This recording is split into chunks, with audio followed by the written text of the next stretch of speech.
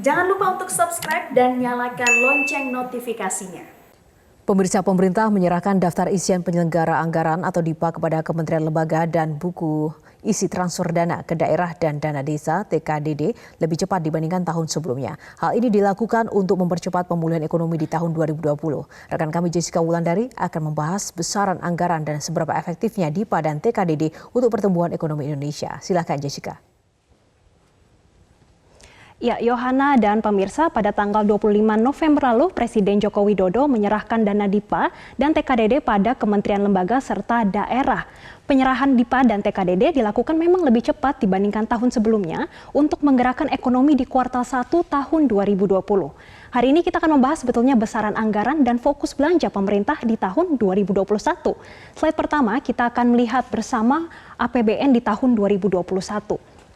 Pertama, kita perlu mengetahui pendapatan negara ini sebesar ditargetkan 1.743 triliun.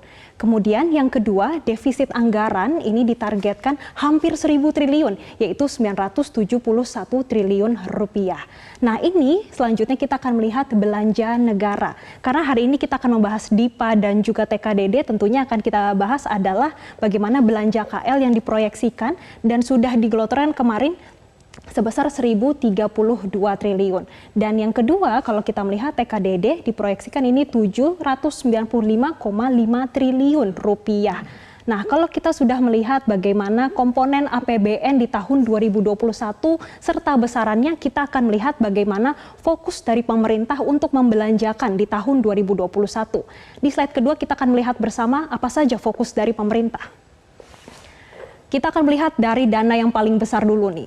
Ada dana pendidikan sebesar 550 triliun dan ini setara dengan 20% dari APBN. Kalau kita lihat ada fokus dari pemerintah ini ada 3. Yang pertama untuk kemampuan adaptasi teknologi untuk meningkatkan produktivitas dan juga standarisasi secara global. Ini dilakukan agar kita tidak hanya menggunakan SDM kita ini tidak hanya sebagai pasar, namun bisa menangkap peluang pasar. Kemudian yang kedua, kita akan melihat anggaran untuk infrastruktur ini sebesar 417,4 triliun rupiah. Kembali ini ada 3 lagi yang menjadi fokus pemerintah. Yang pertama untuk infrastruktur digital. Ini terutama untuk inklusi keuangan dan juga digitalisasi dalam ekonomi, serta ini nanti akan berdampak pada efisiensi. Dan yang kedua ada infrastruktur padat karya. Nah, fokus dari infrastruktur padat karya ini ada 2 lagi. Yang pertama untuk industri dan yang kedua untuk UMKM. Tentunya nanti ini akan membantu bagaimana dari sisi pembiayaan hingga akses peluang pasar, baik nanti untuk domestik maupun secara ekspor. Dan yang ketiga, ini ada infrastruktur konektivitas. Tentunya ini bersinggungan dengan bagaimana sarana prasarana dan juga bagaimana pembangunan seperti jalan tol, kemudian rumah sakit, dan lain-lainnya. Kemudian di slide selanjutnya kita juga masih melihat bagaimana fokus pemerintah lainnya. Ini ada untuk perlindungan sosial, ini besarannya 408,8 triliun rupiah. Tentunya ini untuk pemulihan sosial dengan jaring pengaman sosial. Misalnya saja bantuan tunai, bantuan sosial, kemudian kartu prakerja, ini masuk dalam perlindungan sosial. Dan yang keempat fokusnya adalah untuk kesehatan, yaitu sebesar 169,7 triliun rupiah. Ini ada 3 fokus. Yang pertama ini untuk pengadaan vaksin COVID-19 di tahun 2021 ini sejalan dengan pemulihan ekonomi. Kemudian yang kedua ada transformasi sarana prasarana kesehatan terutama untuk di daerah agar tidak ada kesenjangan lagi. Dan yang terakhir ini untuk pengembangan riset dan laboratorium. Kalau kita sudah melihat bagaimana 4 fokus tadi, selanjutnya kita akan melihat sebetulnya apa alasan pemerintah menyerahkan TKDD dan juga dana DIPA ini lebih cepat. Pada tanggal 25 November lalu, ini Presiden Joko Widodo juga menyampaikan lakukan lelang sedini mungkin pada Desember ini agar bisa menggerakkan ekonomi pada kuartal 1 tahun 2021. Ini artinya untuk menggerakkan ekonomi di kuartal 1 tahun 2021, pemerintah ini mulai menggerakkan dengan adanya belanja dari pemerintah, belanja dari daerah dan juga kementerian lembaga. Nah, kalau sudah melihat dari alasannya, sekarang kita akan melihat di slide selanjutnya. Ini ada realisasi belanja pemerintah dari tahun 2020.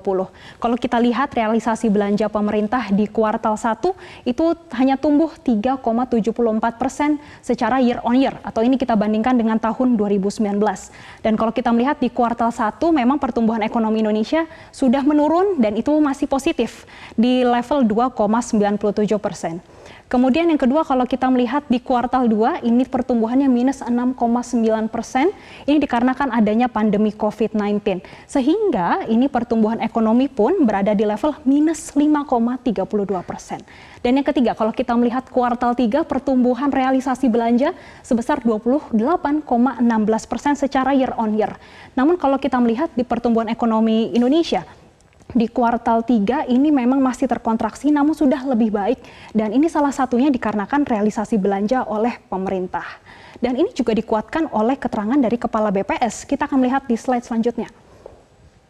Ini ada Suharyanto pada tanggal 25 November menyampaikan tentunya realisasi APBN akan berpengaruh pada positif ini pada konsumsi pemerintah dan untuk membantu konsumsi rumah tangga. Namun sebetulnya apakah cukup dengan belanja pemerintah untuk menggerakkan perekonomian Indonesia? Selanjutnya kita akan melihat pernyataan dari ekonom Indef, Bima Yudhistira.